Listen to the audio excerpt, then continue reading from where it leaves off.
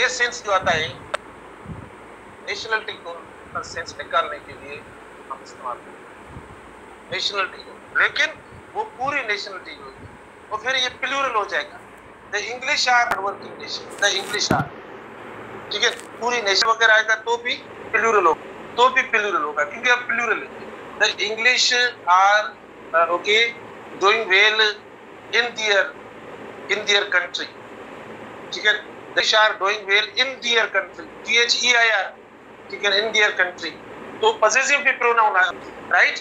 तो the English are, the Spanish are, the French are, the Dutch are, देखो nationality आ रही है ना, तो हम definite article लगाकर उनको plural कर रहे हैं। अच्छा ये पढ़ा है, देखो the family name plus plural name हम इस्तेमाल करते हैं। अब यहाँ पर family name मतलब आप कोई भी word इस्तेमाल करें जो मैंने dash इस्तेमाल किया है, ठीक है, द ब्राउन्स यंग्स वगैरह, ये यंग्स मतलब कोई मैंने ऐसे लिखा है, अभी एक फैमिली का नाम नहीं है, तो आप यहाँ पर इस्तेमाल कर सकते हैं। देखो the Browns were proud of two things, Browns मैंने फैमिली का नाम लिख लिया, ठीक है, फैमिली का नाम लिख लिया। The Browns were proud of two things, आप भी अपनी फैमिली को प्लूरल करके यहाँ लगा सकते हो, यहाँ पर अपनी फैमिली को प्लूरल करके और फिर आप इस्तेमाल कर सकते हो। Are visiting us this evening, तो कौन आ रहा है आप में से हमें हमसे मिलने के लिए, जो भी आ रहा है वो अपनी फैमिली का नाम प्लूरल करके ये जेस छोड़ देते हैं आपके लिए, शाम तक देते हैं जो आता है, तो मतलब आप फिल कर ले तब तक। अच्छा उसके बाद देखो सब्जेक्ट का नाम है बेटा, अब सब्जेक्ट का नाम देखो उसके साथ भी आपका मतलब प्लूरल वर्ब कब इस्तेमाल होगा, जब सब्जेक्ट का नाम कॉन्सेप्ट्स का नाम, मतलब हम मीनिंग निकालेंगे। Concepts is mathematics are weak, means the concepts in mathematics, not subject only. यहाँ सब्जेक्ट की बात नहीं हो रही, यानी इसका मतलब कि सब्जेक्ट के जो कॉन्सेप्ट्स हैं उनकी बात हो रही है, तो वो कब मतलब सब्जेक्ट के नाम के साथ कब, यानी आप आर्टिकल इस्तेमाल करेंगे या पॉसेसिव इस्तेमाल करेंगे। सब्जेक्ट के नाम से पहले आर्टिकल या पॉसेसिव आएगा तो आपको प्लूरल वर्ब मतलब पढ़ना पड़ेगा, ठीक है। जैसे हिज मैथमेटिक्स, ठीक है, हिज मैथमेटिक्स आपने लिखा, अब हिज मैथमेटिक्स वर इस्तेमाल करें, आर इस्तेमाल करें, इसका मतलब his mathematics means his concepts were, his politics, the politics, ठीक है, द पॉलिटिक्स आर, देखो the politics are, it means I consider it what, I consider the politics as the subject for the study, ठीक है, वो नहीं जो हम मतलब पॉलिटिशियंस या जो कंट्रीज में मतलब कर रहे हैं गवर्नमेंट बनाने के लिए वगैरह, उसकी मैं बात नहीं कर रहा, सब्जेक्ट भी है पॉलिटिक्स, ठीक है ना। तो आप देखो मतलब जब सब्जेक्ट के तौर पर आप कंसीडर करेंगे ना, फिजिक्स नहीं लगाते हम, आर्टिकल वैसे नहीं लगेंगे बेटा, वैसे देखो इनके साथ आर्टिकल नहीं लगेगा सब्जेक्ट के साथ, राइट, सब्जेक्ट के नाम के साथ हम नहीं लगाते, लेकिन जब आर्टिकल लगता है उसका मतलब ये मीनिंग चेंज हो जाती है, और वो मीनिंग कौन सी होती है, वो मीनिंग होती है कॉन्सेप्ट्स वाली। तो जब कॉन्सेप्ट्स की मीनिंग आती है तो वो कॉन्सेप्ट्स वर्ड होता है। अब कॉन्सेप्ट्स वर्ड अकेला हो तो अब कौन सा वर्ब इस्तेमाल करेंगे, कॉन्सेप्ट्स आर इस्तेमाल करेंगे या कॉन्सेप्ट्स इज इस्तेमाल करेंगे, कॉन्सेप्ट्स वर इस्तेमाल करेंगे या कॉन्सेप्ट्स वॉज इस्तेमाल करेंगे, कौन सा होगा।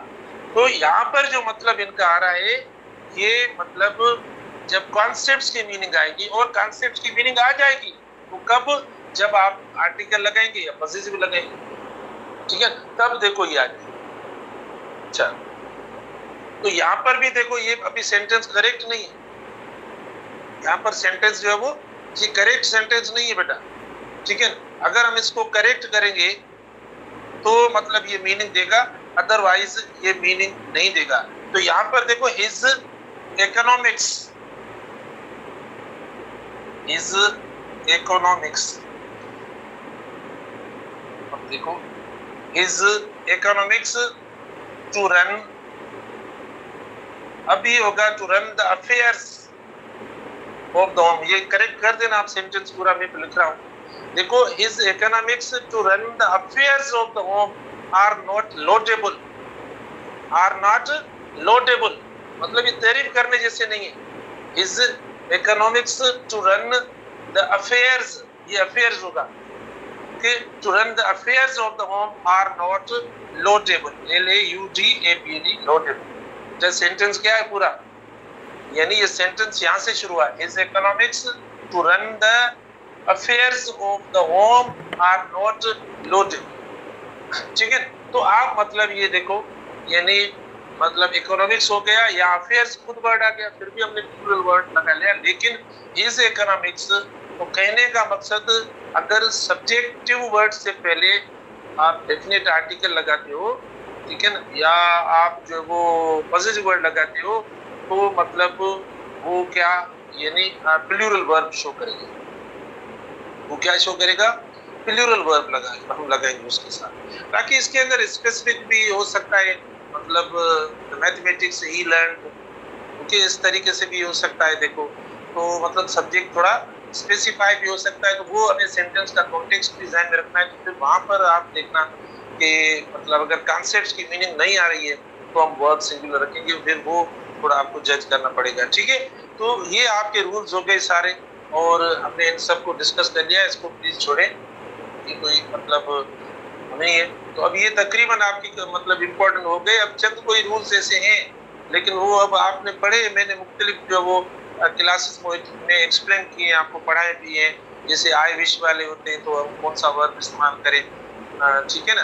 तो या गॉड सेव हिम, या लिव लॉन्ग लाइफ वगैरह, मतलब वी विश वगैरह लगाकर जो डिजायर वाले सेंटेंस होते हैं, तो वो हमने डिस्कस किए, या आपने छोटी क्लासेस में उनको पढ़े। मतलब ऐसे कुछ चंद एग्जांपल्स हैं जो हम नहीं, अब हम आते हैं अपने टेस्ट के ऊपर आते हैं, वहां पर प्रैक्टिस करके इन चीजों को और ज्यादा यानी हम क्लियर करते हैं, ठीक है ना। देखते हैं कि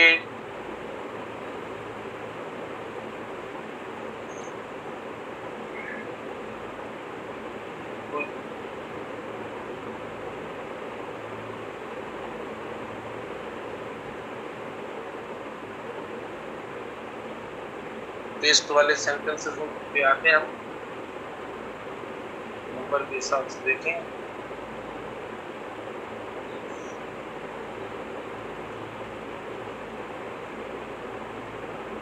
भाई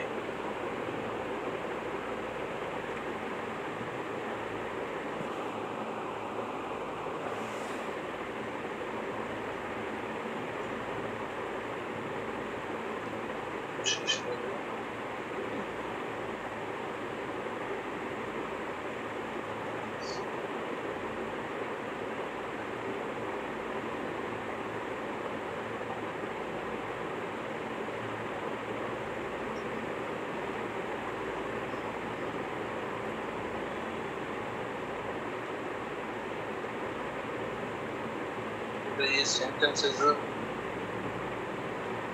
33 से जो देखते हैं। अब एग्रीमेंट मिस्टेक्स है ना, क्या है, एग्रीमेंट मिस्टेक्स है। तो एग्रीमेंट मिस्टेक्स के हवाले से अब 33 से, क्योंकि 1 2 की मतलब तरतीब कोई नजर नहीं आ रही है, आप अपने सामने रखना वो पेपर टेस्ट, तो दुरुस्त हो जाएगा मामला, ठीक है। सामने नहीं आ रही है, अच्छा। तो देखो, the mothers should realise that, अब इसके अंदर देखो हमने प्रोनाउन की बात की है बेटा। एग्रीमेंट के अंदर देखो पॉजिटिव प्रोनाउन या पॉजिटिव वर्ड भी आ सकता है, सब्जेक्ट भी आ सकता है, वर्ब भी आ सकता है। एग्रीमेंट में कभी मतलब इसको ये भी कहा जाता है कि कौन सा जो है वो हम मदर्स के साथ हम कौन सा जो है वो मतलब प्रोनाउन रखें कि वो सही एग्रीमेंट हो जाए। तो the mothers should realise that they are responsible citizens, तो यहाँ पर दे हम इस्तेमाल करेंगे की में। अब दे क्यों इस्तेमाल करेंगे, दे हम इसीलिए इस्तेमाल करेंगे क्योंकि मदर्स थर्ड पर्सन है। मदर्स के लिए देखो वर्ड इस्तेमाल, तो थर्ड पर्सन का देखो दे होता है, नाउन हमेशा थर्ड पर्सन होता है, वो कॉमन नाउन हो या आपका प्रॉपर नाउन, वो थर्ड पर्सन होता है। तो उसकी जो रिप्लेसमेंट या सब्स्टिट्यूट होता है वो कौन सा होता है, थर्ड पर्सन प्लूरल होता है। अच्छा, उसके बाद 34 है, mister Ram accompanied by his wife Sita and his brother dash vanish to the forest. Mister Ram है अकम्पनीड बाय, आपको याद होगा मैंने ये कीवर्ड आपको दिया है, अकम्पनीड बाय जब भी आएगा मतलब बाय हो गया प्रीपोजिशन, तो उसकी लेफ्ट साइड पे हम जो वो वर्ब देखेंगे। तो लेफ्ट साइड पे वर्ब राम के लिए देखते हैं, राम क्या सिंगुलर है प्लूरल, राम सिंगुलर है, तो आप देखो ये इस्तेमाल हो जाएगा आपका, mister Ram accompanied by his wife Sita and his brother was vanished to the forest, क्योंकि अकम्पनीड बाय जो बाय प्रीपोजिशन है तो उसकी लेफ्ट साइड हम देखेंगे। अच्छा उसके बाद देखो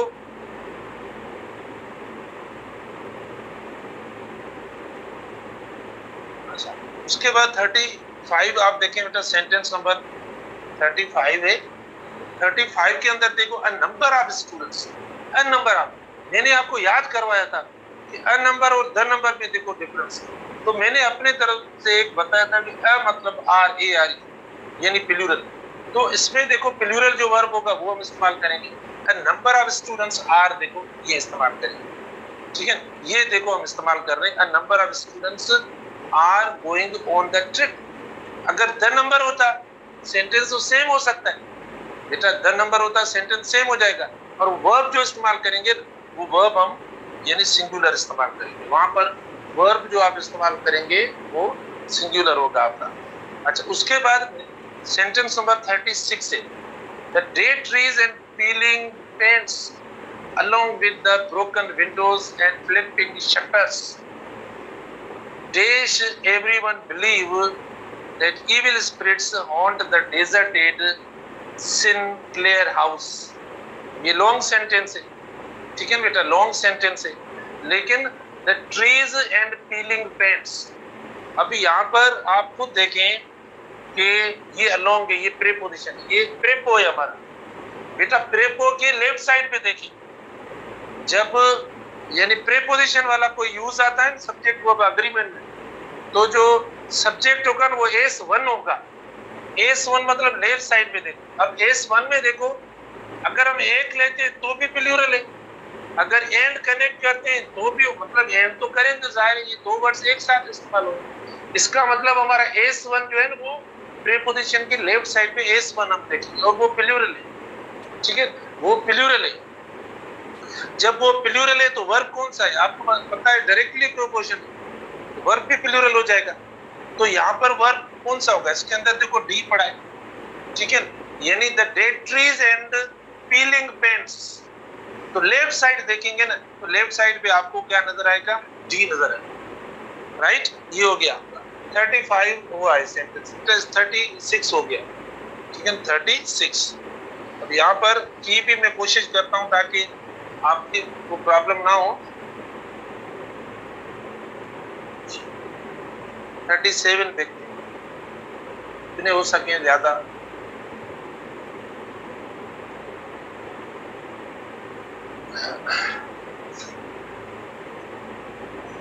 आसान है बहुत। अच्छा 150 gallons dash the amount of liquid the average living room rug can absorb. Okay, 150 gallons dash the amount of liquid the average living room rug can absorb. अब ये थोड़ा देखो मतलब है, आपको थोड़ा पता नहीं समझ में आ रहा है या नहीं, थोड़ा मतलब यहाँ पे आपको यानी इंग्लिश के हवाले से थोड़ा सोचना पड़ेगा, यानी वहाँ पर जहन जो है वो रखकर, तो इसमें राइट ऑप्शन देखो ये आ रहा है। आप बोलेंगे सर इज वाज भी सिंगुलर है, अब पहली बात आर या वर्ब क्यों नहीं इस्तेमाल हुआ बेटा, देखो द अमाउंट लिखा हुआ है, यानी क्वांटिटी की बात हो रही है, जब मतलब कंप्लीट क्वांटिटी की बात हो रही है, जब अमाउंट, डिस्टेंस, टाइम, जब कोई चीज होल की तरफ जा रही हो यानी कंप्लीट की तरफ जा रही हो, यानी मतलब वो क्वांटिटी या यानी अमाउंट मतलब कोई चीज शो कर रही हो डिस्टेंस में, टाइम में, ठीक है ना, यानी आप देखें मनी के अंदर, तो हम क्या इस्तेमाल करेंगे, वर्ब सिंगुलर इस्तेमाल करेंगे। तो 150 gallons is the amount of liquid, ठीक है, is the amount, the is amount की बात हो रही है ना, इसीलिए। अब रही बात वॉज क्यों नहीं आया, आप देखो कैन लिखा हुआ है इधर, इसका मतलब ये प्रेजेंट का को शो कर रहा है बेटा, कैन लिखा हुआ है ना, इसका मतलब ये प्रेजेंट को शो कर रहा है, अदरवाइज हम वॉज लगाते। अब थोड़ी सी इतनी देखो थोड़ी डीप स्ट्रक्चर होती है, मैं नहीं देता आपको, यानी ये चीजें कुछ मतलब पास्ट प्रेजेंट वगैरह कुछ कहीं पे ये भी मतलब कर लेते हैं, ठीक है ना, तो बहरहाल वो चीजें जो होंगी आपको बताते जाएंगे आपको। अच्छा उसके बाद देखो नेक्स्ट 38 है, not only fate plus but also my neighbors rabbits they stewed my own tomato plants. तो किसने जो वो उसके प्लांट्स को मतलब खराब कर दिया, चिकन बर्बादी कर दी, वो रैबिट्स ने की। किसने की? रैबिट्स। नेबर खुद ने नहीं किए, खुद भी माशाल्लाह कम तो नहीं होते, लेकिन यहाँ पर रैबिट्स है, ठीक है, उन्होंने जो वो बर्बादी की इनके प्लांट्स की।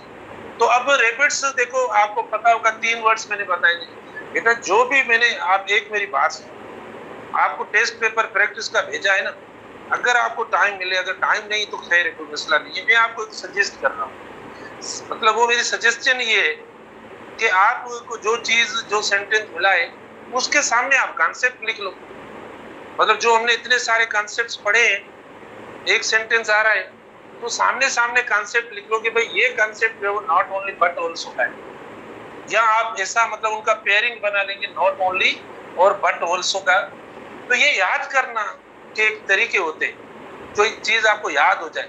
आप हमें तो बोलते हो बहुत ज्यादा कि आप ये करो सर, अब ये करो, वो करो, हमें ये बताओ, वो करो, बट टेस्ट तो आगे आपको जाके देनी है। हम तो मतलब कोशिश कर रहे हैं कि आपको हम फैसिलिटेट करें, आप इजी रहें, ठीक है ना, आप रिलैक्स रहें, मतलब यही हम मतलब काफी कोशिश करते हैं। लेकिन आप थोड़ी मेहनत करें कि आप ये कॉन्सेप्ट सामने सामने रख लो, जो स्टेटमेंट दिया हुआ है उसके सामने ब्रैकेट बनाकर कि भाई ये नॉट ओनली बट ऑल्सो का यूज है, और नॉट ओनली बट ऑल्सो जो होता है आपको याद है S2 कैरी करेगा, ऐसा लिख लिया आप, not only but also S2 लगेगा, मतलब एक सेंटेंस भी होगा और सामने आपने पॉइंट भी लिख ली। अगर टाइम है, बहुत बिजी लोग हो आप, मतलब वक्त नहीं है, अगर वक्त मिले तो करना, वरना मैं आपको जोर ही नहीं कर बोल रहा हूँ, आपको ये नहीं कह रहा कि आप टाइम वेस्ट करें, नहीं, टाइम हो तो सही है, वरना नो मैटर। मैं एक बता रहा हूँ, जरूरी नहीं हो कि ये मेरी वैलिड बात है, आपके पास कोई और अच्छा हो आइडिया के तरह याद करने का, इससे भी अच्छा हो, जो आसान हो, कम टाइम में हो रहा हो, वो कर ले भले। मैं एक बता रहा हूँ आपको। अच्छा, तो देखो S2 इसमें कौन सा रैबिट्स है? रैबिट्स S2 प्लूरल है, सिंगुलर है बेटा, रैबिट्स प्लूरल हो गया तो 20 सेकंड देखो आपका ऑप्शन, 20 सेकंड बेटा देखो ऑप्शन आ गया, क्योंकि प्लूरल है, प्लूरल के साथ प्लूरल वर्ब लगाएंगे, वो भी सिंगुलर है, ठीक है। तो इस तरीके से हाँ, उसके बाद 39 है, देखो, many birds will in the normal course of their migrations flying more than 3000 miles to reach their winter homes. Many birds, okay, in the normal course of their migration, okay, flying. अब देखो मैंने कहा ना आपको कि कभी ये नहीं है कि वर्ब के हिसाब से आ जाए, मतलब सिंगुलर सब्जेक्ट है तो हम सिंगुलर वर्ब लगाएंगे, प्लूरल है तो प्लूरल लगाएंगे, ये जरूरी नहीं है कि मतलब ऐसी कोई कॉम्बिनेशन। अब आप देखो कितना इंटरेस्टिंग सेंटेंस है, यकीनन आपका ये पढ़ा हुआ होगा, आप प्रैक्टिस करते हो, आपने देखे होंगे सेंटेंसेस बेटा यूज तो सेम होते हैं, अल्फाज चेंज कर सकते हैं। अच्छा, अब आप देखो एक्चुअली ये विल है, देखो ये हमारा सब्जेक्ट, देखो मैनी बर्ड्स हुआ, ये एस हुआ हमारा सब्जेक्ट हुआ, और ये आपका हेल्पिंग वर्ब हुआ, जो मॉडल वर्ब है ये हेल्पिंग वर्ब। अब आपको अपने वर्ब को इसके साथ एग्री करवाना। अब विल के साथ कौन सा वर्ब लगेगा? विल फ्लाई होगा बेटा, विल के साथ हम बेस फॉर्म लगाते हैं, जो मॉडल वर्ब होता है, बेस फॉर्म आप इस्तेमाल करेंगे। तो यहाँ पर बेस फॉर्म है, आप बोलेंगे सर बेस फॉर्म क्या होता है, हमें ये भी पता नहीं है, तो आपकी आंख खुले तो बेस फॉर्म का पता पड़े ना, ठीक है ना। बेस फॉर्म वो होता है जिसके साथ आप कुछ भी ना लगाए, मतलब कुछ भी ना, कैसे ना टू लगेगा, ना एस लगेगा, ना आईएनजी फॉर्म लगेगा, ना सेकंड फॉर्म उसके साथ लगेगा, ना थर्ड फॉर्म लगेगा। जैसे मैंने कहा ना राइट, और बेस फॉर्म हो गया, रोड बेस फॉर्म नहीं है, राइट्स बेस फॉर्म नहीं है, ये फर्स्ट फॉर्म है राइट्स, राइटिंग फर्स्ट फॉर्म है, ठीक है, बेस फॉर्म नहीं है। बेस फॉर्म वो होता है जो बेस ही होता है, जिसके ऊपर कुछ भी नहीं होता, बेस मतलब खाली जैसे जमीन पड़ी हुई जिसके ऊपर आपने कुछ नहीं लगाया, कुछ नहीं किया, वो बेस हो गया, ठीक है ना। तो यहाँ पर देखो विल के साथ बेस फॉर्म, और बेस फॉर्म को क्या होगा, फ्लाई होगा। तो एरर कौन सी होगी हमारी? 20 सेकंड देखो हमारी एरर, फ्लाइंग तो नहीं लगाएंगे बेटा। आप ये बोलेंगे कि sir we will come tomorrow या वी विल कमिंग टुमारो, बताओ, ठीक है ना। आई शेल टीच या आई शेल टीचिंग, देखो यहाँ पे ये चीजें देख लो। अच्छा, उसके बाद देखो 40 पे हम आते हैं। तो सीरीज हमारी थोड़ी आज सही नहीं है, मैं आज करेक्ट करवा लूंगा। यहाँ पे कुछ सीरीज का डिस्टरबेंस हुई, ठीक है। अच्छा, तो आप देखें 40 नंबर सेंटेंस है, some serious complaints of debt have been made against the new manager and they needs to be looked into by the management. Okay, तो अब आप देखो बेटा यहाँ पर भी यानी एग्रीमेंट की जैसे मैंने बात की, तो एग्रीमेंट के अंदर देखो जरूरी नहीं है कि मतलब आपका यानी जो वो मतलब सब्जेक्ट वगैरह या क्या, लेकिन अब दे मतलब हमारा देखो सब्जेक्ट, अब दे को देकर आपको वर्ब लगाना है, बहुत आसान चीज है ये। तो some serious complaints of theft have, तो देखो ये ऑफ के लेफ्ट साइड पे इसका तो बिल्कुल सही लगा है, क्योंकि कंप्लेंट्स है, कंप्लेंट्स प्लूरल है। Of theft have been made against the new manager and they need to be looked into, क्या बेटा, they need to be looked into by the management. तो यहाँ पर देखो नीड्स नहीं होगा, नीड होगा। क्या होगा? इनकरेक्ट क्या होगा? नीड्स नहीं होगा। करेक्ट क्या होगा बेटा? दे के साथ नीड लगा, राइट, ये दुरुस्त हो गया। तो ये 40 हो गया आपका सेंटेंस। अच्छा, 40 के बाद इतने भी हो सकते हैं, वो कोशिश करते हैं कि आपके कर ले सेंटेंस। हाँ, ये हो गया 41। देखो यहाँ से कर लेते हैं, फिर कल इंशाल्लाह तरतीब देकर नंबर 1 से जो वो पढ़ेंगे। ऐसे भी आपकी हो जाएगी, प्रैक्टिस भी हो जाएगी, तो मतलब की भी आ जाएगी और एक्सप्लेनेशन भी। देखो दोनों, जैसे आप मैसेज पे पूछते हो तो प्लीज बहुत मुश्किल होती है। अच्छा, the teacher as well as the students are injured in the accident which occurred last night near the bus stand.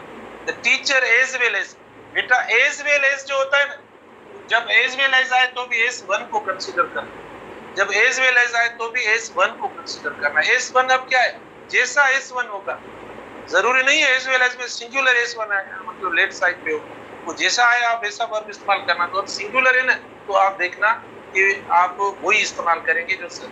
अच्छा, the teacher as well as his students is होगा, तो बेटा ये बी जो है ना होगा यहाँ पर इज करेक्ट होगा, समझे, क्योंकि द टीचर लिखा हुआ है, लेफ्ट साइड पे देखना है। अच्छा, उसके बाद देखो 42 में आप देखें, यानी 42 थोड़ा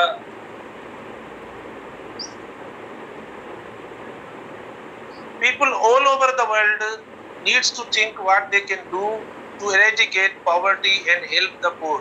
People all over the world, ठीक है, people all over पढ़ा है बेटा, देखो over क्या पढ़ा है?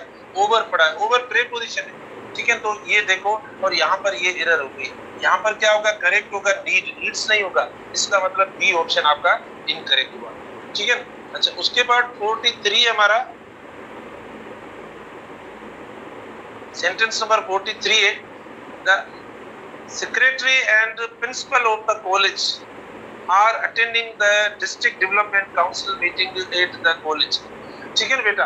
अब आप देखो, जब मतलब आपका यानी आर्टिकल या कोई पॉजिटिव वर्ड किसी भी एस मतलब सब्जेक्ट, किसी एक सब्जेक्ट के साथ लगाओ तो वर्ब आपका सिंगुलर हो जाएगा। अगर हम इधर लगाते हैं द सेक्रेटरी एंड प्रिंसिपल, इसका मतलब ये दो डिफरेंट हो गए, इसका मतलब क्या हुआ कि ये दोनों डिफरेंट हो गए।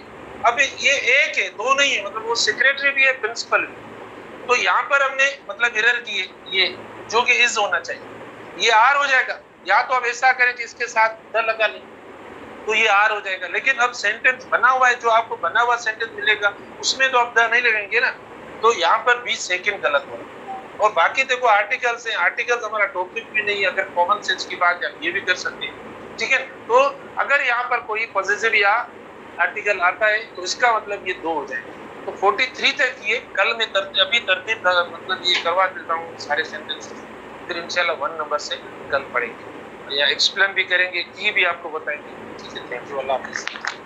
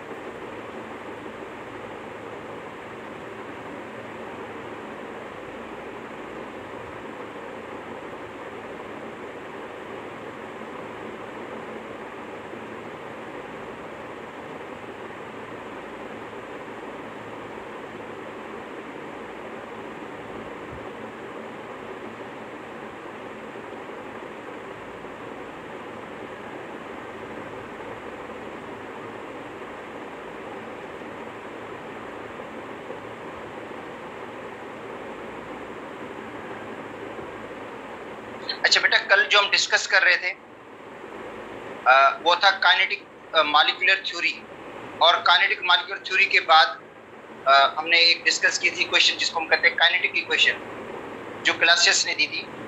काइनेटिक मॉलिक्यूलर थ्योरी के जो पोस्टुलेट्स हैं उनसे एक ड्राइव की थी इक्वेशन जिसको हम कहते हैं काइनेटिक इक्वेशन। और काइनेटिक इक्वेशन से हम बॉयल्स लॉ को भी ड्राइव कर सकते हैं, चार्ल्स लॉ को भी ड्राइव कर सकते हैं, एवोगाड्रो लॉ को भी ड्राइव कर सकते हैं, ग्राम्स लॉ को भी ड्राइव कर सकते हैं। तो काइनेटिक इक्वेशन हमने कल पढ़ ली थी कि वह है PV is equal to 1/3 mnc²।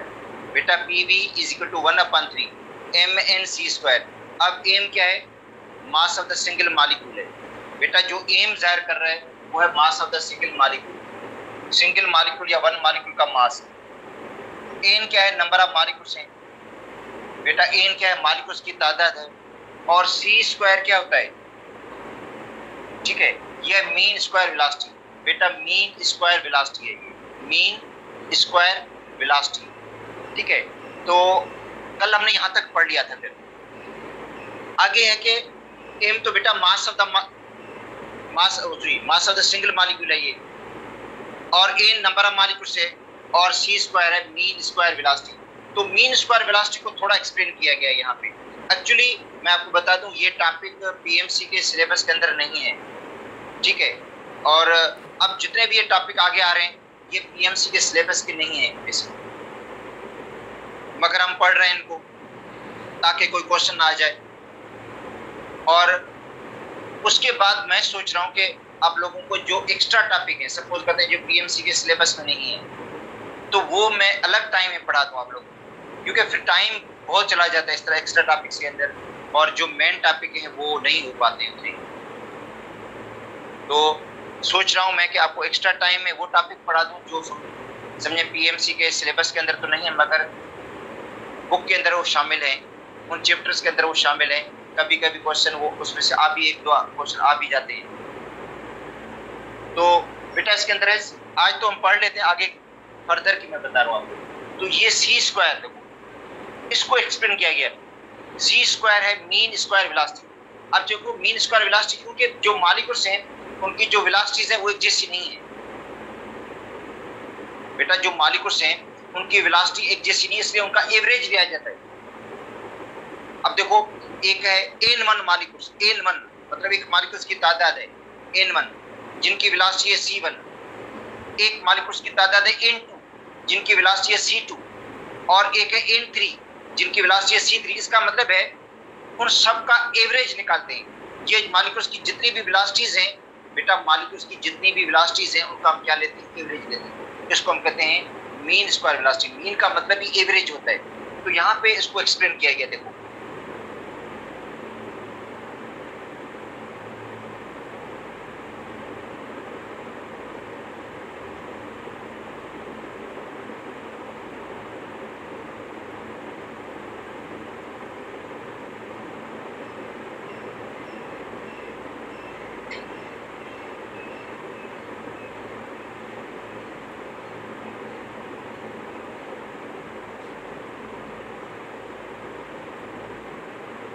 बेटा यहाँ पे इसको एक्सप्लेन किया गया है।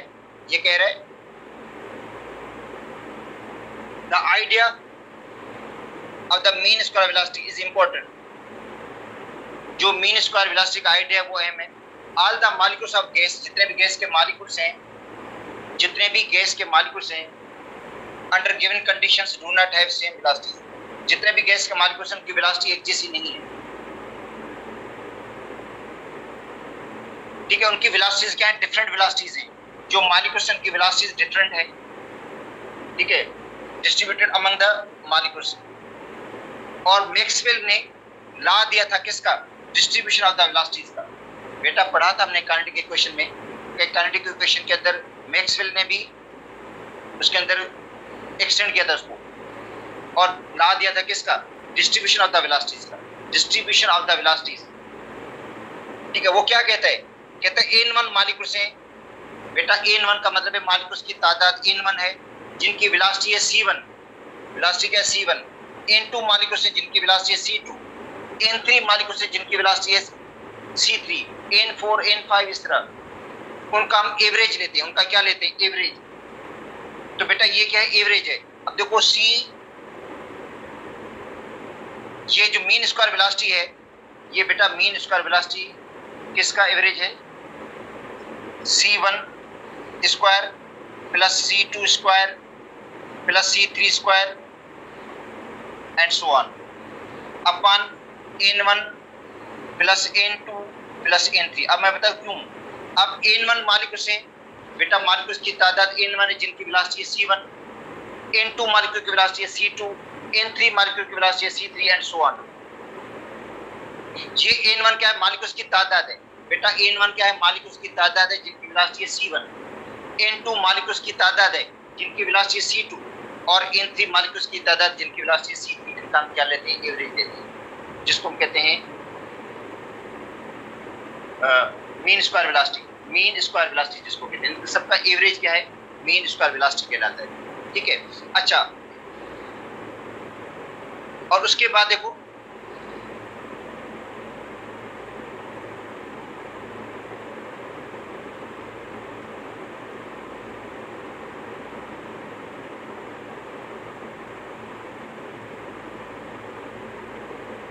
और ये n1 n2 n3 क्या है? ये बेटा मॉलिक्यूल्स की तादाद है। ये क्या है? मॉलिक्यूल्स की तादाद, जिसको हम लिखेंगे n से। जिसको किससे लिखा जाता है? n से लिखा जाता है। ये जो फार्मूले के अंदर भी n आया है बेटा, फार्मूले के अंदर भी देखो n आया है, तो ये n क्या है? मॉलिक्यूल्स की तादाद है। ठीक है, और जिनकी वेलोसिटी का जो एवरेज है वो है मीन स्क्वायर वेलोसिटी। कहता है C square is the average square of all possible velocities. मतलब जो सी स्क्वायर है वो क्या? जितने भी पॉसिबल वेलोसिटीज हैं मॉलिक्यूल की, जितने भी बेटा पॉसिबल वेलोसिटीज हैं उनका मीन स्क्वायर है। अच्छा, अगर हम इसका स्क्वायर रूट लेंगे बेटा, इसका अगर क्या लेंगे हम? स्क्वायर रूट लेंगे। ठीक है, उसको कहेंगे रूट मीन स्क्वायर वेलोसिटी। उसको कहेंगे रूट मीन स्क्वायर वेलोसिटी बेटा, root mean square velocity. Root R M is root mean square velocity. ये किसके बराबर होगा? इसका स्क्वायर करना है। देखो ये है रूट मीन स्क्वायर वेलोसिटी। ये जो मीन स्क्वायर वेलोसिटी है इसका अंडर रूट निकालना है बेटा। जो मीन स्क्वायर वेलोसिटी है, mean square velocity, mean square velocity का क्या करना है? अंडर रूट निकालना है। और काइनेटिक इक्वेशन के मुताबिक इसका जो जवाब हो जाता है वो होता है 3RT upon m। Kinetic equation के मुताबिक ये जो रूट मीन स्क्वायर वेलोसिटी किसके बराबर? 3RT upon m। 3RT upon m बेटा रूट मीन स्क्वायर वेलोसिटी। ये जो रूट मीन स्क्वायर वेलोसिटी है ना, इसका काइनेटिक इक्वेशन में अगर इसको हम ड्राइव करेंगे, काइनेटिक इक्वेशन के अंदर ड्राइव करेंगे तो ये किसके बराबर है? Under radical 3RT upon m। इसका मतलब है root mean square velocity temperature के डायरेक्टली प्रोपोर्शनल है बेटा। रूट मीन स्क्वायर वेलोसिटी क्या है? टेम्परेचर के डायरेक्टली प्रोपोर्शनल है। टेम्परेचर बढ़ाएंगे तो रूट मीन स्क्वायर वेलोसिटी बढ़ जाएगी, मॉलिक्यूल की मोशन बढ़ जाएगी। और रूट मीन स्क्वायर वेलोसिटी जो है वो मॉलिक्यूलर मास के इनवर्सली प्रोपोर्शनल है। इसका मतलब ये है कि रूट मीन स्क्वायर वेलोसिटी उसी गैस की ज्यादा होगी जो हल्की गैस हो। देखो याद कर लो बेटा, रूट मीन स्क्वायर वेलोसिटी उसी गैस की ज्यादा होगी जो लाइट गैस है। अगर सेम टेम्परेचर हो, सेम टेम्परेचर आप ऑक्सीजन को और हाइड्रोजन को दें बेटा, टेम्परेचर सेम रखें आप लोग, दो गैसेस का, तो रूट मीन स्क्वायर वेलोसिटी उसी गैस की ज्यादा होगी जिसका मॉलिक्यूलर मास कम है, क्योंकि मॉलिक्यूलर मास के इनवर्सली प्रोपोर्शनल है बेटा। Root mean square velocity molecular mass के देखो इनवर्सली प्रोपोर्शनल है, टेम्परेचर के डायरेक्टली प्रोपोर्शनल है। तो इसका कोई प्रॉब्लम वगैरह नहीं है। फार्मूला याद कर लो, पॉसिबल है। इसका पूछा जा सकता है कि which of the following gas has more root mean square velocity, कि किस गैस की रूट मीन स्क्वायर वेलोसिटी ज्यादा होगी। तो बेटा इसके अंदर देख, अगर सेम टेम्परेचर दिया जाता है तो फिर जो हल्की गैस होगी। अगर टेम्परेचर ज्यादा है तो रूट मीन स्क्वायर वेलोसिटी बढ़ जाएगी। इसका मतलब है root mean square velocity temperature के डायरेक्टली प्रोपोर्शनल है और इनवर्सली प्रोपोर्शनल है मॉलिक्यूलर मास के। तो इसके प्रॉब्लम आने के तो चांसेस कम है, क्योंकि इसके अंदर कैलकुलेशन में आपको रूट भी निकालना पड़ेगा, आर की वैल्यू के साथ उसको मल्टीप्लाई भी करना पड़ेगा। ठीक है,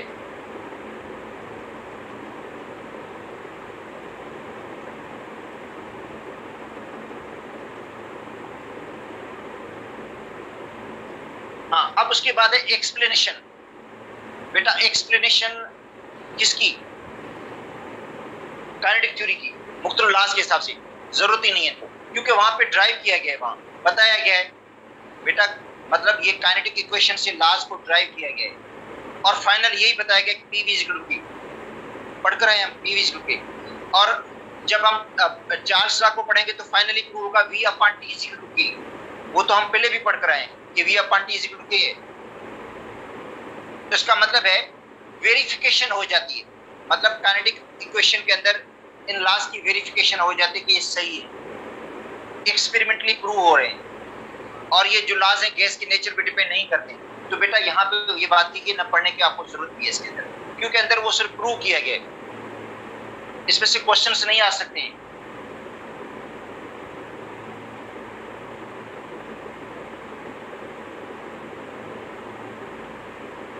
हाँ, उसके बाद है kinetic interpretation of the temperature. ये बहुत अहम है, इधर देखो।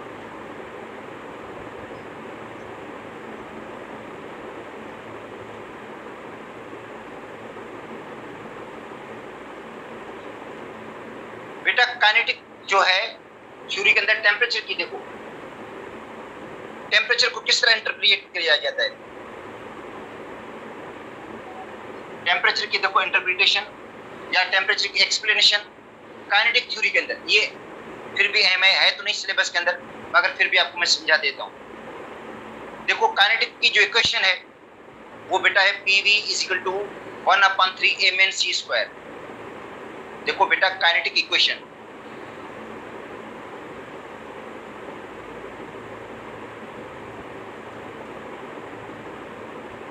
कौन सी है? PV is equal to 1/3 mn(c²।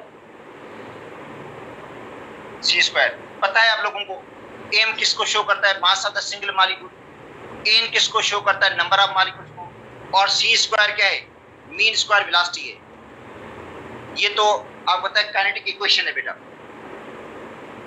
अब आते हैं kinetic energy of the single molecule. बेटा काइनेटिक एनर्जी देखो, अब आते हैं ये क्वेश्चन 1 हो गई। अब आते हैं काइनेटिक एनर्जी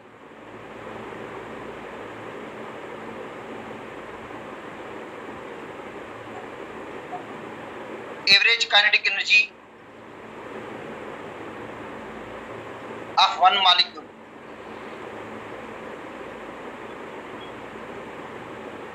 ठीक है, average kinetic energy of one molecule.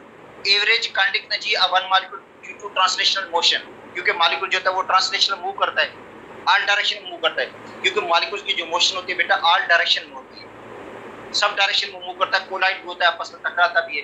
तो average kinetic energy of the one molecule, average kinetic energy of the one molecule due to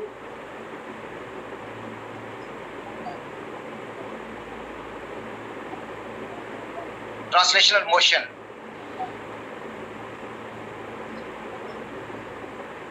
E K is equal to 1/2 mc²। तो बेटा जो एवरेज काइनेटिक एनर्जी है, average kinetic energy of the one molecule कितनी है? 1/2 m। m का मतलब है mass of the single molecule और c² क्या है? मीन स्क्वायर वेलोसिटी है। बेटा E K ये एवरेज काइनेटिक एनर्जी है, एवरेज काइनेटिक एनर्जी है सिंगल मॉलिक्यूल की, जो किसके बराबर है? 1/2 mc²। m mass of the single molecule और जो c² है वो मीन स्क्वायर वेलोसिटी है। अब ये क्वेश्चन इसके अंदर हमने पुट करनी है, ये क्वेश्चन सेकंड है मगर इसके अंदर हमने पुट करनी है। ठीक है बेटा, ये क्वेश्चन इसके अंदर पुट करनी है, हमने फार्मूला बनाना है हमने। देखो किस तरह, PV अगर मैं इसको इस तरह लिख दूं 2/3 n और ब्रैकेट में लिख दूं 1/2 mc², तो लिख सकता हूं ये सेम इक्वेशन है। कैसे? 2 में कट जाएगा बेटा, देखो ये 2 इस 2 में कट जाएगा और 1/3 mc² बन जाएगा। सेम इक्वेशन ऊपर वाला, इसको मैंने इस तरफ दूसरे फॉर्म में लिखा है ताकि इसके अंदर ये क्वेश्चन पुट की जाए। देखो ये इक्वेशन सेम ही है बेटा, अगर इसको मैं इस तरह काट दूं, इधर देखो क्या बन जाएगी, क्या बन जाएगी, इक्वेशन सेम नहीं बनेगी। इधर 1 है, 1/3 mnc² बन जाएगा, सेम इक्वेशन बन जाएगी। इसका मतलब है इस फॉर्म में और इस फॉर्म में कोई फर्क नहीं है बेटा, ये वाला फॉर्म या ये वाले फॉर्म में कोई फर्क नहीं है, इसलिए मैं इसको रिमूव कर देता हूं। ये सिर्फ समझाने के लिए आपको मैंने लिखा था, ठीक है। हाँ, अब क्या होगा, 2/3 n, ठीक है। अब इसकी जगह क्या आएगा, 1/2 mc² किसके बराबर है, average kinetic energy of the molecule. बेटा average kinetic energy of the single molecule, E K, यहाँ पे आ गया ई के, क्या आ गया, ई के किसकी जगह पे आया है, 1/2 mc² की जगह पे आ गया। तो 2/3 n ई के, n क्या है, नंबर ऑफ मॉलिक्यूल से, और ई के क्या है, एवरेज काइनेटिक एनर्जी है बेटा ऑफ द सिंगल मॉलिक्यूल। अच्छा अब देखो, when n is equal to na,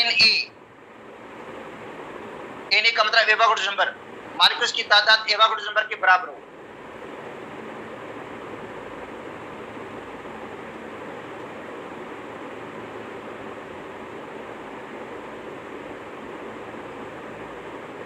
जब बेटा गैस का 1 मोल होगा, सुन लो बेटा, जब गैस का क्या होगा, गैस का आप सिंगल मोल लेंगे तो मॉलिक्यूल्स की तादाद एवोगाड्रो नंबर के बराबर होगी। मॉलिक्यूल्स की तादाद किसके बराबर होती है, एवोगाड्रो नंबर के बराबर होती है। तो फार्मूला क्या बन जाएगा, PV = 2/3। अब n तो नंबर ऑफ मॉलिक्यूल्स है भाई, जब 1 मोल होगा तो मॉलिक्यूल्स की तादाद एवोगाड्रो नंबर के बराबर होगी, जिसको हम लिखेंगे Na। तो क्या हो जाएगा, Na हो जाएगा into E के। बेटा देखो PV किसके बराबर, 2/3 Na क्या है, एवोगाड्रो नंबर है। जब मॉलिक्यूल्स की तादाद क्या होगी, गैस के 1 मोल होगा, गैस का 1 मोल होगा तो n किसके बराबर होगा, Na के बराबर हो जाएगा, ठीक है। अच्छा अब आते हैं आगे हम, तो ये याद कर लो, PV किसके बराबर है, 2/3 Na एवोगाड्रो नंबर, और E के क्या है, average kinetic energy of the single molecule.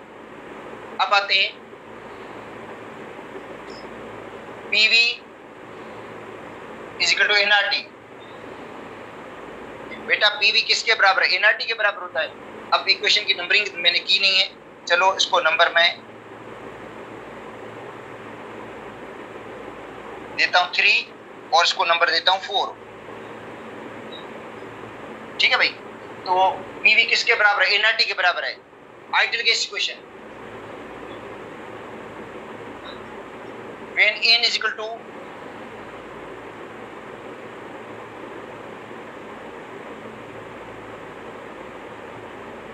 One mole, तो PV किसके बराबर हो जाएगा, RT के। 5 इक्वेशन और ये 6 इक्वेशन। अब देखो इसके अंदर भी PV तो पड़ा है ना, इसके अंदर भी PV पड़ा है PV, देखो PV, और उधर भी इक्वेशन में PV पड़ा है। तो पुट इक्वेशन 6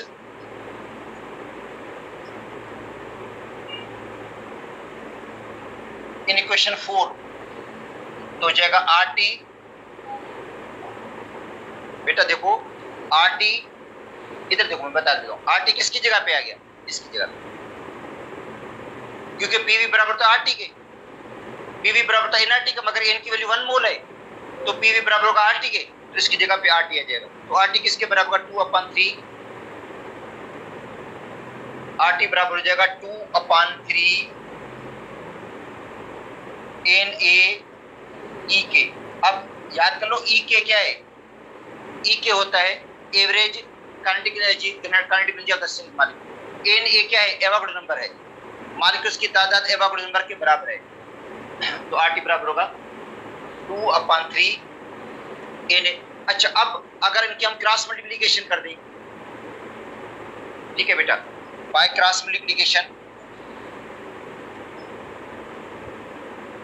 3RT बराबर होगा 2NaE के। बेटा ये आपस में क्रॉस मल्टीप्लाई किया तो ये 3RT 2Na। अच्छा अब E के आपको मालूम करना है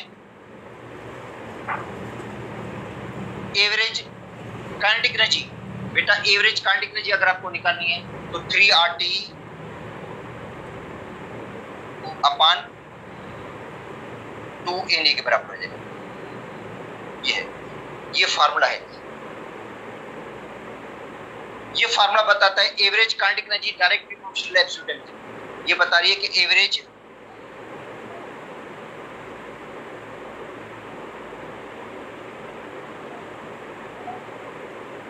kinetic energy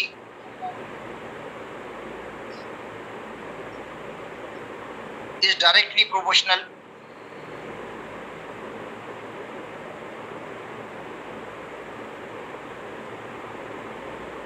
to absolute temperature।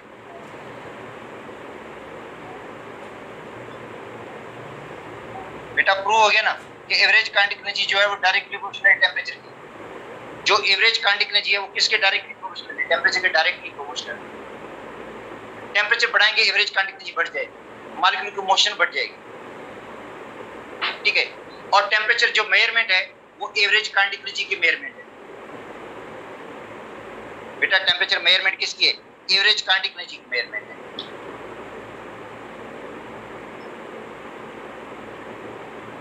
अब आते हैं इसके अंदर के बुक में क्या लिखा हुआ है।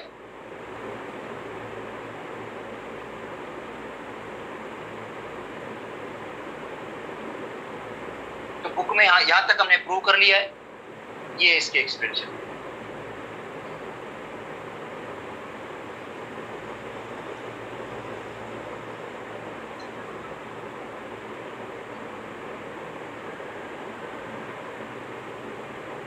बेटा ये इक्वेशन सेम जो इक्वेशन हमने पढ़ी है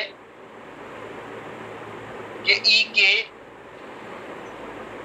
is equal to 3RT upon 2Na, जो हमने पढ़ी है पहले इक्वेशन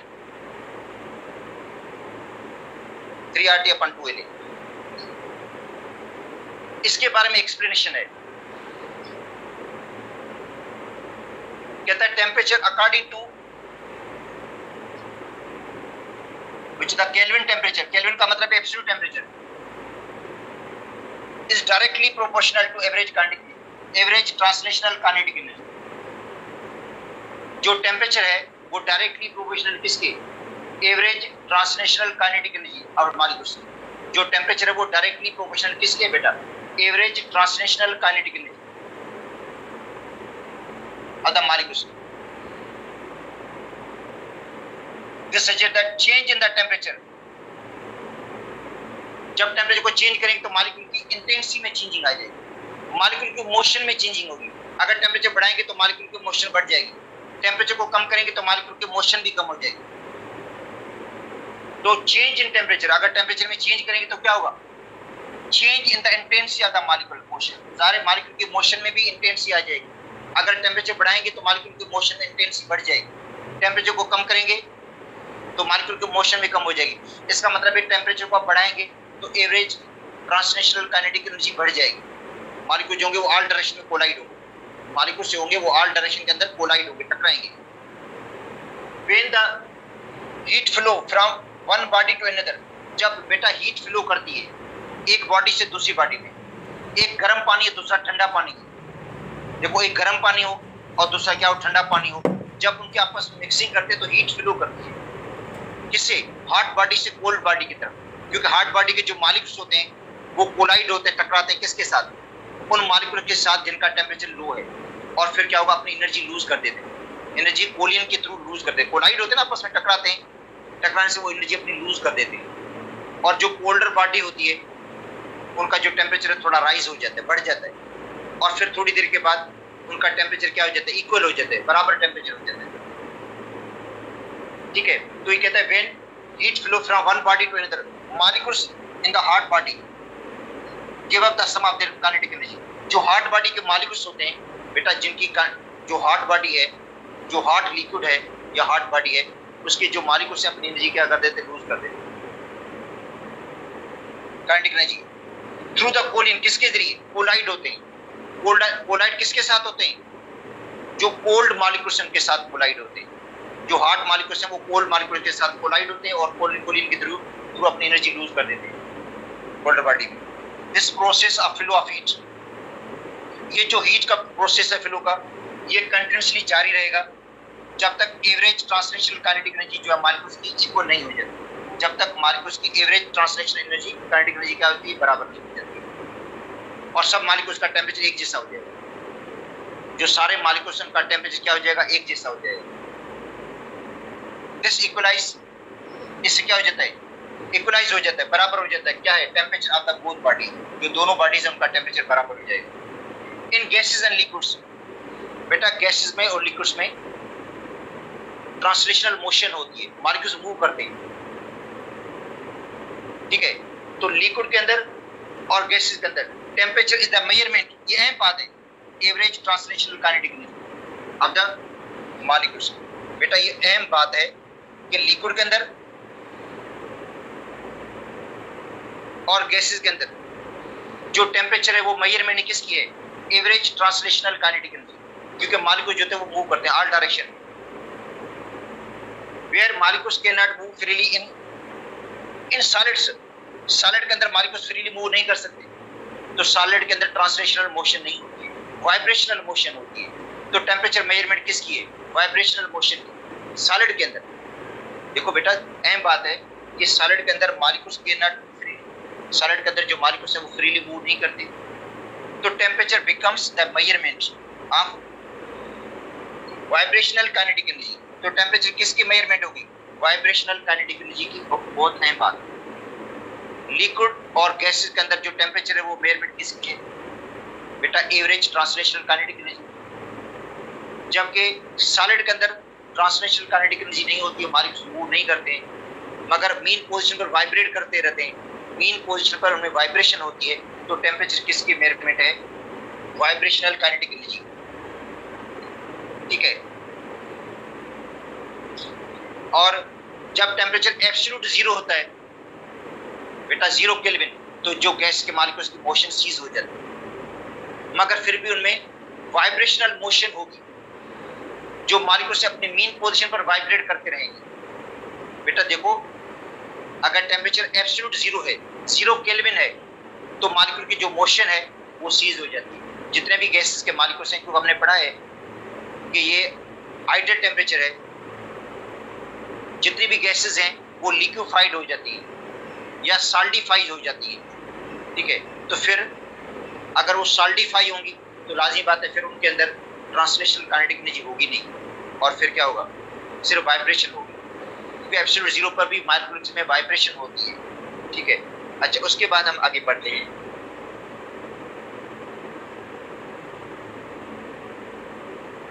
अच्छा उसके बाद हम पढ़ेंगे लिक्विफेक्शन। बेटा गैसेस को लिक्विफाई करना, तो gases are liquefied at low temperature and high pressure. देखो बेटा जो गैसेस हैं उनको लिक्विफाई किया जाता है, उनको लिक्विड में तब्दील किया जाता है, मगर टेम्परेचर को क्या करना पड़ेगा? लो करना पड़ेगा, और प्रेशर को high.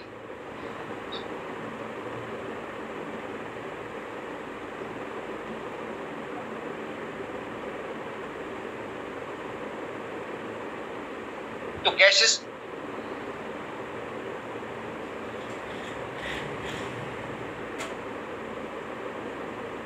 are liquefied at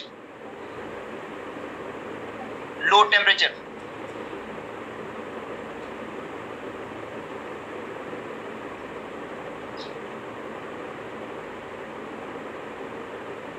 and high pressure।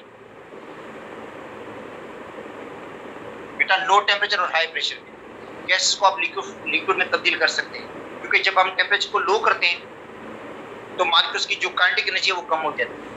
अभी पढ़ा था हमने, जो ट्रांसलेशनल मोशन है वो कम हो जाती है, ठीक है। मॉलिक्यूल स्लोली मूव करते हैं, एक दूसरे के करीब आ जाते हैं, उन गैस के मॉलिक्यूल्स में फोर्स ऑफ अट्रैक्शन बढ़ जाती है, जिसको हम कहते हैं van der Waals force of attraction. Gas के मॉलिक्यूल्स में van der Waals force of attraction है वो बढ़ जाती है और गैस लिक्विड में तब्दील हो जाती है। और उसके लिए प्रेशर को भी हमें बढ़ाना पड़ेगा, क्योंकि हाई प्रेशर पे गैस के मॉलिक्यूल्स क्लोज आ जाते हैं, करीब आ जाते हैं, और फिर उनमें अट्रैक्शन पैदा हो जाती है और गैस लिक्विफाइड हो जाती है। इसका मतलब है गैस को लिक्विफाइड करने के लिए दो चीजें हैं, एक तो टेम्परेचर है, अच्छा दूसरा प्रेशर। अब इसके अंदर टर्म इस्तेमाल होते हैं, क्रिटिकल टेम्परेचर।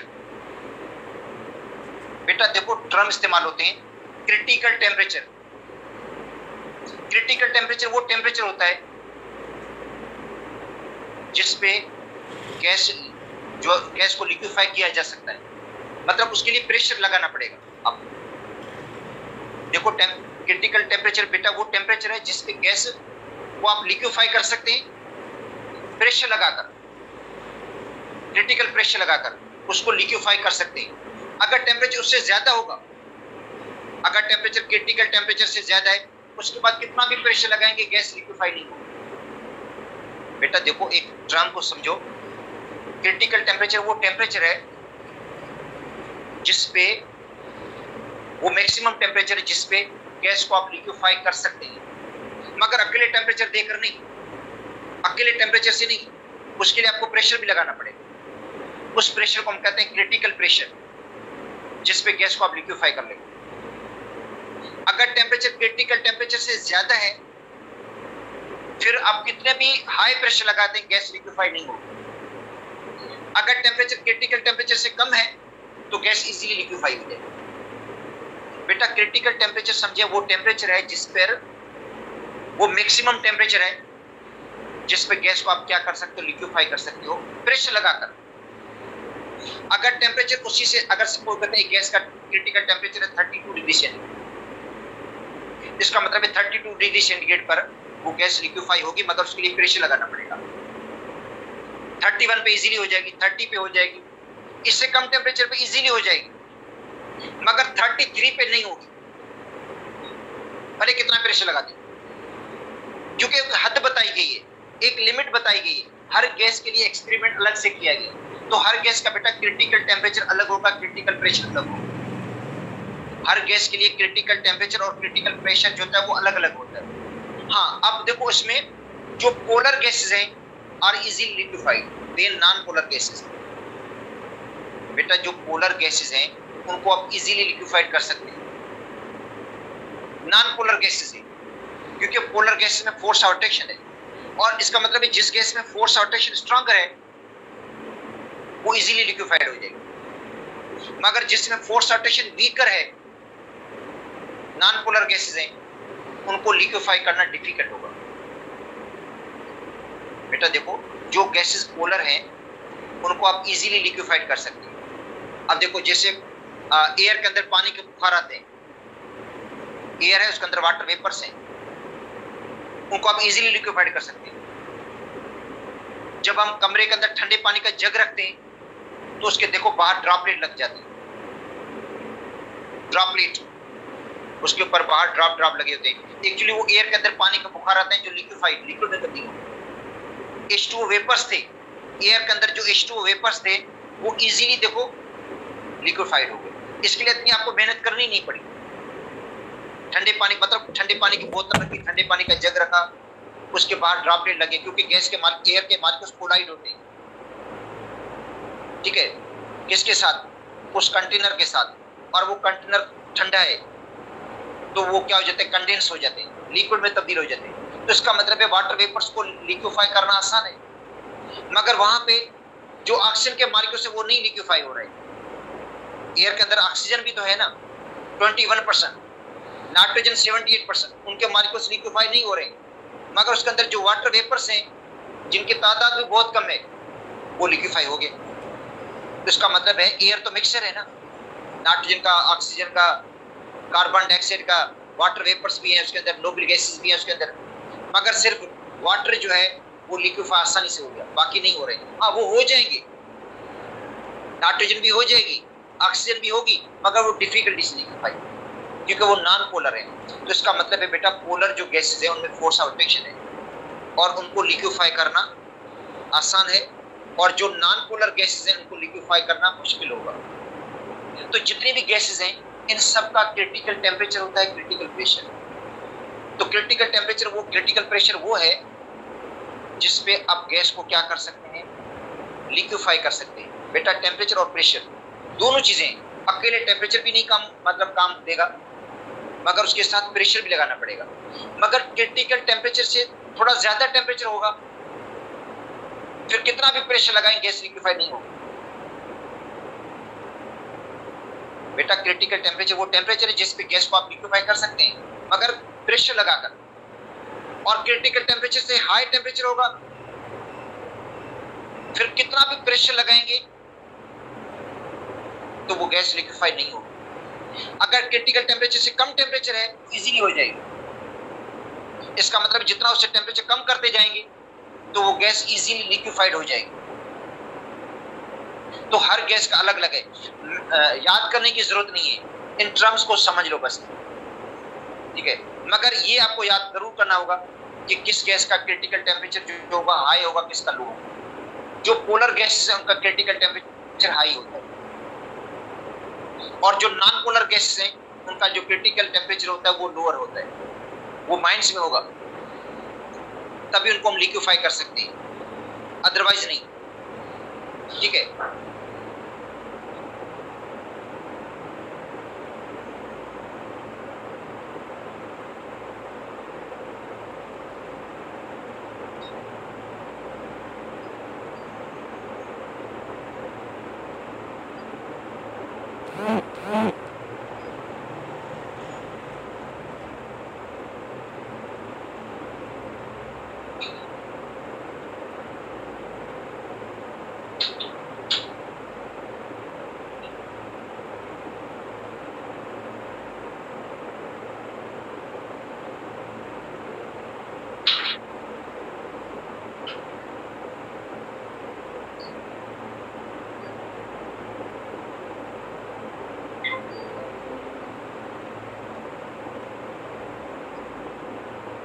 अच्छा देखो, इसके अंदर लिक्विफिकेशन आता है कैसे, जनरल प्रिंसिपल ऑफ लिक्विफिकेशन। बेटा जनरल जो प्रिंसिपल है लिक्विफिकेशन का, मतलब जनरल एक प्रिंसिपल है लिक्विफाई करने का, तो वो मैं बता रहा हूँ। जनरल यही कि लो टेम्परेचर और हाई प्रेशर, टेम्परेचर को लो करके और प्रेशर को हाई करके गैस को आप लिक्विफाई कर सकते हैं, जितनी भी गैस है।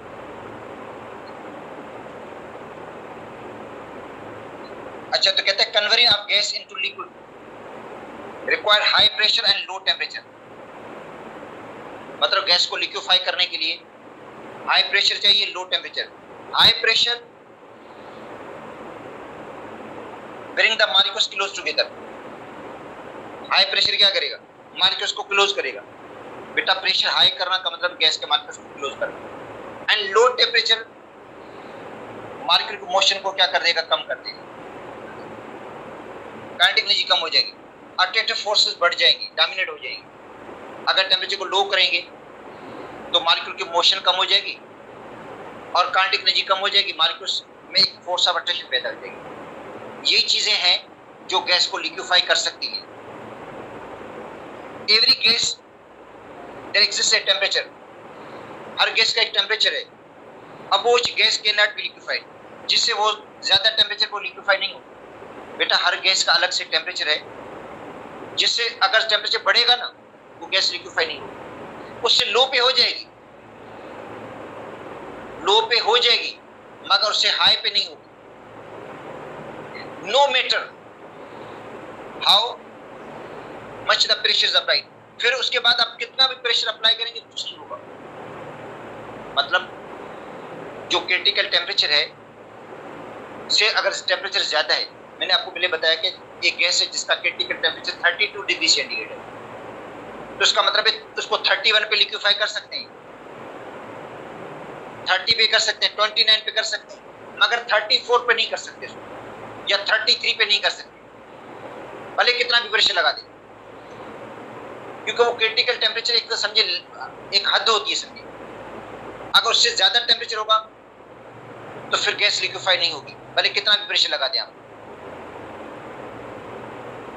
The highest temperature at which substance can exist as a liquid। एक हाईएस्ट एक टेम्परेचर है जिसपे गैस को आप लिक्विफाई कर सकते हैं, उस टेम्परेचर को हम कहेंगे क्रिटिकल टेम्परेचर। उससे ज्यादा टेम्परेचर पे गैस को लिक्विफाई नहीं कर सकते, मगर उससे कम पे कर सकते हैं। और उसके साथ क्या होगा, प्रेशर भी होगा, जाहिर प्रेशर भी होगा उसके लिए जो गैस को लिक्विफाई करने के लिए चाहिए, ठीक है, उसको कहेंगे क्रिटिकल प्रेशर। तो क्रिटिकल प्रेशर कहा जाता है और क्रिटिकल टेम्परेचर, और वो हर गैस का क्या होगा, अलग अलग होगा बेटा, हर गैस का क्या होगा, अलग अलग होगा। क्रिटिकल टेम्परेचर भी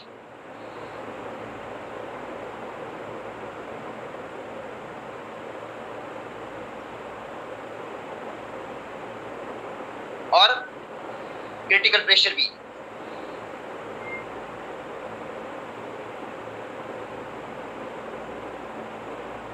ठीक है, अच्छा यहां पे बताया गया ये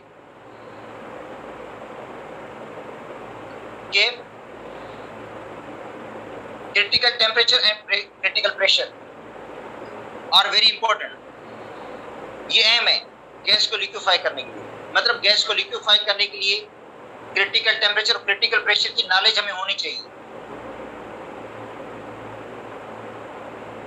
ठीक है, जो गैस को लिक्विफाई करना चाहते हैं, मतलब जो बंदा लिक्विफाई करना चाहता है गैस को, उसको गैस का क्रिटिकल टेम्परेचर और क्रिटिकल प्रेशर के बारे में नॉलेज होनी चाहिए, उसको पता होना चाहिए गैस का क्रिटिकल टेम्परेचर कितना है, क्रिटिकल प्रेशर कितना है।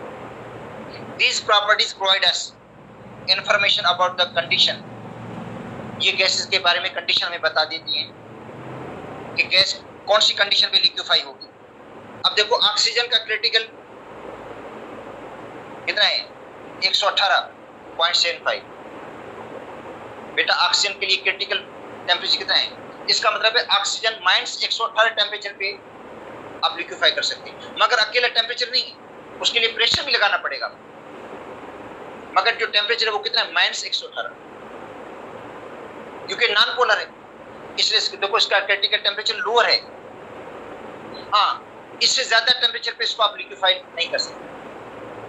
देखो इसका टेम्परेचर कितना है केल्विन के अंदर, 154.4, इसका मतलब है 156 केल्विन पे इसको आप लिक्विफाई नहीं कर सकते, 156 केल्विन पे इसको लिक्विफाई नहीं कर सकते, इससे कम भी कर सकते हो।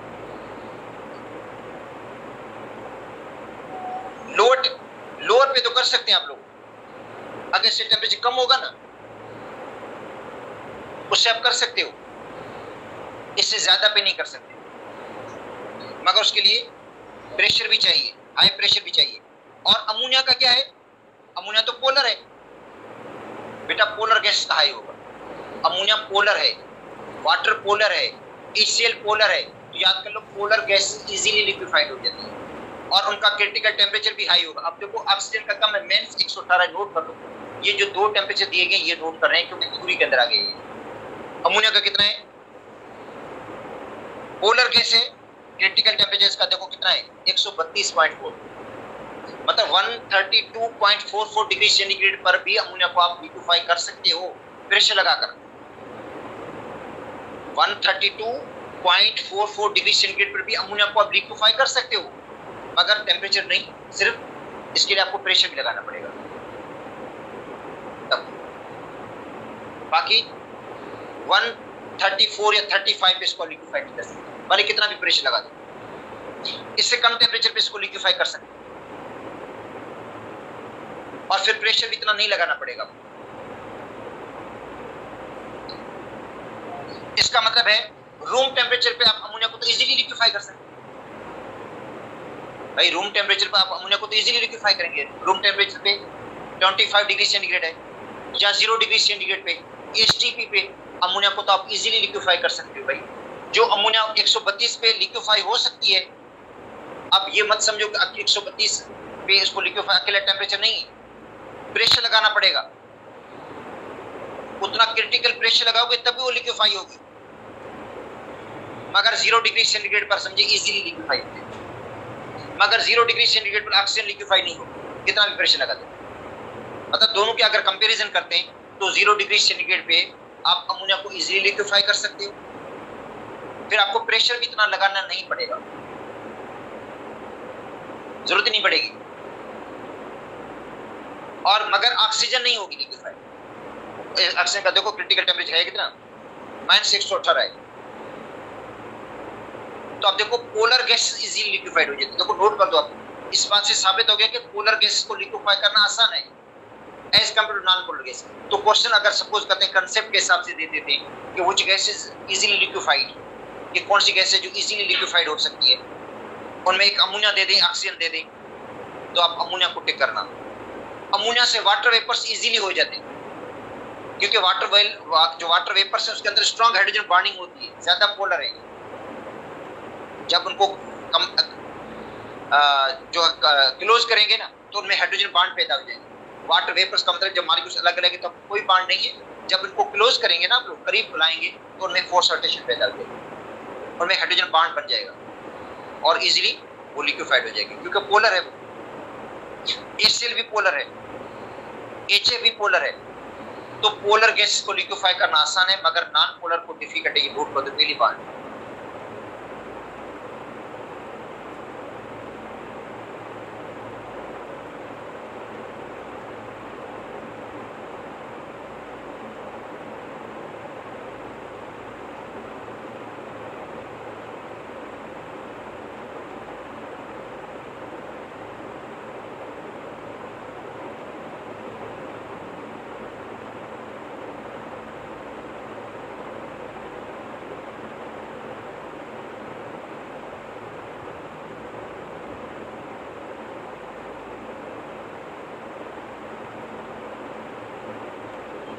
हाँ, अब देखो यहाँ पे भी एक्सप्लेनेशन दी गई है। अब मैं बता देता हूँ आपको, क्रिटिकल टेम्परेचर बाकियों के नहीं याद करने, बेटा टेबल नहीं याद करनी, मगर ये जो थ्योरी के अंदर आ गया ना ये याद कर लो। अच्छा, और इसकी एक्सप्लेनेशन जो दी गई उसको समझ लो बस। तो क्वेश्चन थ्योरी से आ सकता है। कहते जो टेबल 3.2 दी गई, आगे टेबल 3.2 शो करते क्रिटिकल पैरामीटर्स को। क्रिटिकल पैरामीटर्स का मतलब है क्रिटिकल टेम्परेचर को, क्रिटिकल प्रेशर को, और उसके साथ क्रिटिकल वॉल्यूम भी होता है। मतलब क्रिटिकल कंडीशन पे, क्रिटिकल टेम्परेचर, क्रिटिकल प्रेशर पे जो वॉल्यूम होगा उसको कहते हैं क्रिटिकल वॉल्यूम। और क्रिटिकल वॉल्यूम जो गैस का होता है वो बहुत ही कम होता है। वैसे तो आपको होता है 1 मोल गैस का कितनी जगह गिरता है, 22,400 सेंटीमीटर क्यूब, मगर स्टैंडर्ड कंडीशन पे। मगर क्रिटिकल कंडीशन पे क्या होगा, क्रिटिकल कंडीशन पे क्या होगा, टेम्परेचर लो होगा, प्रेशर हाई होगा, गैस के मॉलिक्यूल्स क्या होंगे, क्लोज होंगे, तो वॉल्यूम क्या होगा बेटा, क्रिटिकल वॉल्यूम बहुत ही कम होगा गैस का, 22,400 नहीं होगा, ये बता दिया। ठीक है, वो स्टैंडर्ड कंडीशन पे। तो कहता है critical parameters of some common gases, non polar gases. देखो नोट कर दो भाई, नॉन पोलर जो गैसेस हैं, non polar, helium, neon, argon, nitrogen, oxygen non polar है। देखो हीलियम है, नियॉन है, आर्गन है, ऑक्सीजन है, नाइट्रोजन है, हाइड्रोजन, ये नॉन पोलर है। ये गैसेस क्या है, नॉन पोलर है। अब लो पोलराइजेबिलिटी, जिनकी पोलराइजेबिलिटी कम है, पोलराइजेबिलिटी का मतलब है इंटरेक्शन आपस में होगी, क्योंकि पोलराइजेबिलिटी ज्यादा होगी ना उसकी गैस की ज्यादा होती है जिसको मोलर मास ज्यादा हो, है तो नॉन पोलर हो। मगर नॉन पोलर में जो हीलियम है, हीलियम से नियॉन को लिक्विफाई करना आसान है, नियॉन से आर्गन को लिक्विफाई करना आसान है, नियॉन से आर्गन से क्रिप्टॉन को लिक्विफाई करना आसान है सभी नॉन पोलर, क्योंकि मोलर मास बढ़ते हैं, मॉलिक्यूलर मास बढ़ते हैं तो पोलराइजेबिलिटी बढ़ जाती है। बेटा पोलराइजेबिलिटी का मतलब है इनमें वन डॉट फोर्स अटैक या इंटरेक्शन वो बढ़ जाती है। तो इसका मतलब है जो नॉन पोलर गैसेस हैं बेटा, जो नॉन पोलर गैसेस हैं उनमें ज्यादा पोलराइजेबिलिटी उनमें होगी, ज्यादा इंटरेक्शन उनमें होगी, ज्यादा वन डॉट फोर्स अटैक उनमें होगी जिनका मोलर मास ज्यादा है, जिनके मॉलिक्यूल का साइज बिगर है, जिनके मॉलिक्यूल का साइज बड़ा है, वो इजीली लिक्विफाइड हो जाएगी क्योंकि उनमें अट्रैक्शन होगी। ठीक है, वन डॉट फोर्स अट्रैक्शन में ज्यादा स्ट्रांग होती है। इसका मतलब हीलियम को लिक्विफाई करना डिफिकल्ट है, नियॉन को आसान है, नियॉन से आर्गन को आसान है, आर्गन से क्रिप्टॉन आसानी से लिक्विफाई हो जाएगी। इसका मतलब है जो नॉन पोलर गैसेस बेटा जिनका मॉलिक्यूलर मास ज्यादा है उनमें पोलराइजेबिलिटी ज्यादा होती है, उनमें इंटरेक्शन ज्यादा होती है, उनमें वंडर वाल्स फोर्स अट्रैक्शन ज्यादा होती है, वो इजीली लिक्विफाइड हो जाती है। अब इसका मतलब है नॉन पोलर गैसेस में भी तबके बने हुए, ठीक है, जिनका मॉलिक्यूलर मास ज्यादा है उनको हम इजीली लिक्विफाई कर सकते हैं। Like argon have very low critical temperature. Substance like H2O vapours, मैंने आपको पहले बता दिया, H2O वेपर्स और अमोनिया, बेटा H2O वेपर्स और अमोनिया और अमंग द पोलर गैसेस, ये क्या है, they better tendency to liquefy, इनमें टेंडेंसी ज्यादा लिक्विफाई होने की। अभी मैंने बताया ये इजीली लिक्विफाई हो जाते हैं क्योंकि पोलर है ना, पोलर गैस इजीली लिक्विफाई हो जाएगी। याद करो बेटा जो पोलर गैस होंगे वो इजीली लिक्विफाइड हो जाएंगे। Then carbon dioxide, carbon dioxide non polar है, कार्बन डाइऑक्साइड इजीली लिक्विफाई नहीं होगी।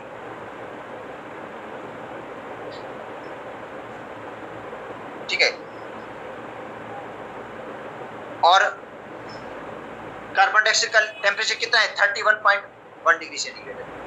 इसका मतलब है 31.1 से ज्यादा पे उसको आप लिक्विफाई नहीं कर सकते, 31.1 से ज्यादा टेम्परेचर पे लिक्विफाई नहीं कर सकते कार्बन डाइऑक्साइड। जबकि अमोनिया का कितना था, आप पढ़ कर आए थे बेटा, अमोनिया का इससे ज्यादा था। No matter how much the pressure apply, भले प्रेशर कितना भी लगा दो, टेम्परेचर अगर क्रिटिकल टेम्परेचर से ज्यादा है फिर गैस को लिक्विफाई करना मतलब लिक्विफाई हो ही नहीं सकती, भले कितना भी प्रेशर लगा दो। मतलब क्रिटिकल टेम्परेचर से वो लिक्विफाई होना स्टार्ट हो जाती है, अगर उससे कम टेम्परेचर होगा तो इजीली लिक्विफाई हो जाएगा। If the temperature of the carbon dioxide is maintain below 31.1, अगर टेम्परेचर को मेंटेन करते हैं 31.1 पे, lower pressure than critical pressure is required. इसका मतलब फिर प्रेशर भी आपको लो करना पड़ेगा, फिर इतना हाई प्रेशर की जरूरत ही नहीं पड़ेगी, क्रिटिकल प्रेशर से भी कम प्रेशर पे वो इजीली लिक्विफाइड। इसका मतलब जितना लो टेम्परेचर करते जाएंगे फिर प्रेशर की उतनी जरूरत नहीं पड़ेगी, अब उतने ही हाई प्रेशर की जरूरत नहीं पड़ेगी, क्रिटिकल प्रेशर से भी कम प्रेशर पे गैस लिक्विफाई हो जाएगी। ठीक है, अच्छा डिपेंड किस पे करता है, size, shape and intermolecular pressure. इसका मतलब ये सारी चीजें किस पे डिपेंड करती हैं, मॉलिक्यूल के साइज पे डिपेंड करती है, मॉलिक्यूल का शेप पे डिपेंड करता है, और इंटरमॉलिक्यूलर फोर्स और अट्रैक्शन पे डिपेंड करती है सारी टेम्परेचर और critical temperature pressure. When gas is made it's critical temperature and critical pressure. अच्छा उस स्टेज पे जो वॉल्यूम होता है उसको हम कहेंगे क्रिटिकल वॉल्यूम। बेटा देखो क्रिटिकल टेम्परेचर क्रिटिकल प्रेशर पे जो वॉल्यूम होगा उस वॉल्यूम को हम कहेंगे क्रिटिकल वॉल्यूम। तो 1 मोल ऑफ गैस, ठीक है, 1 मोल जो गैस का वॉल्यूम होगा इसको कहेंगे VC क्रिटिकल वॉल्यूम। अब नोट कर दो critical volume of oxygen, critical volume किसका, ऑक्सीजन का कितना है 74.42 सेंटीमीटर, बहुत कम है पर मोल। स्टैंडर्ड कंडीशन पे 22,400 सेंटीमीटर। बेटा स्टैंडर्ड कंडीशन पे जो गैस का वॉल्यूम है ना 1 मोल ऑक्सीजन गैस का वो कितना है 22,400, क्योंकि मॉलिक्यूल दूर दूर है। जब क्रिटिकल टेम्परेचर दिया टेम्परेचर कम हो गया, -118 हो गया ऑक्सीजन के लिए, और प्रेशर लगाएंगे तो ऑक्सीजन के मॉलिक्यूल्स क्या होंगे, किलो जाएंगे, और कितनी जगह घेरेंगे वो 74.42 सेंटीमीटर। कार्बन डाइऑक्साइड का कितना है 95.65, क्रिटिकल वॉल्यूम सेंटीमीटर पर मोल का। हाइड्रोजन का कितना है 64 सेंटीमीटर पर मोल। बेटा ये है क्रिटिकल वॉल्यूम किसके, डिफरेंट गैसेस के। मगर अब मैं आपको बता देता हूँ, आपको वो टेबल याद नहीं करनी है, बस ये थ्योरी पढ़ लो, और थ्योरी के अंदर जिनका भी क्रिटिकल वॉल्यूम लिखने हैं वो याद कर लो, बाकी आगे जरूरत नहीं है इसको। कल हम दूसरा टॉपिक पढ़ने आगे।